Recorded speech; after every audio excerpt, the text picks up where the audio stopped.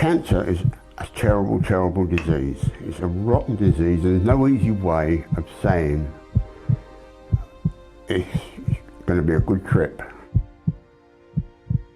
I was diagnosed in 2010 with mouth cancer, and I was devastated. 8th of May 2015. It would appear that I have cancer. I feel very scared.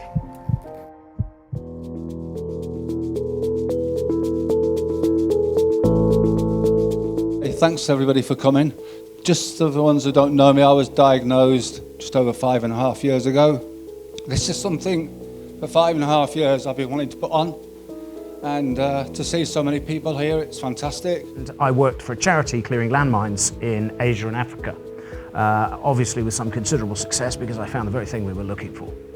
Most cases of head and neck cancer, or pharyngeal cancer at least, are caused by HPV. For less than the salary of one footballer, we could protect 400,000 more boys a year against this really nasty infection and all the diseases that it can cause.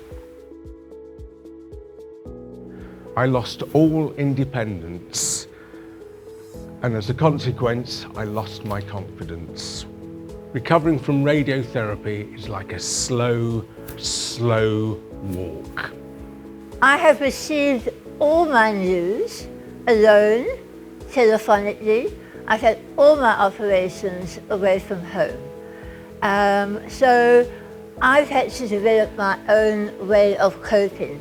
I took ownership of it, and the bits I could control, the bits I could be in charge of, I was absolutely in charge of, and the other bits I kind of just gave up to the NHS and said, I'm yours. What I'd like to say is I believe that each and every one of us should be putting pressure on the professionals to do more and more oral screening. My journey started 20 years ago when I became aware of spots at the back of my tongue. And who referred me? My dentist. So I'm really happy to hear about the whole dentist initiative. But the HPV-related cancers have gone up. So we do clearly have a significant problem here with HPV causing this particular oral cancer and indeed others. I thought in that moment, no matter what happens, I will never assume the role of victim. I will not be a victim. I will take ownership for the way that I think. I will never think or behave like a victim. I had my arm in my mouth and I had my leg in my mouth. But I didn't have my foot in my mouth.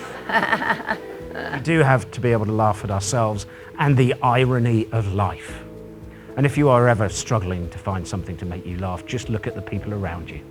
I tell you what, when the consultant said to me, oh, you never grow a beard again, I was hell-bent on growing a beard. I actually feel quite nice now in the body that I'm in now, and it's going back to a bit like Steve said, you have to learn to start living with a new body, a new life. Whatever life throws at us, we should never adopt an attitude in which we might allow ourselves to be crushed. So I wish you all a crush-proof future. Thank you.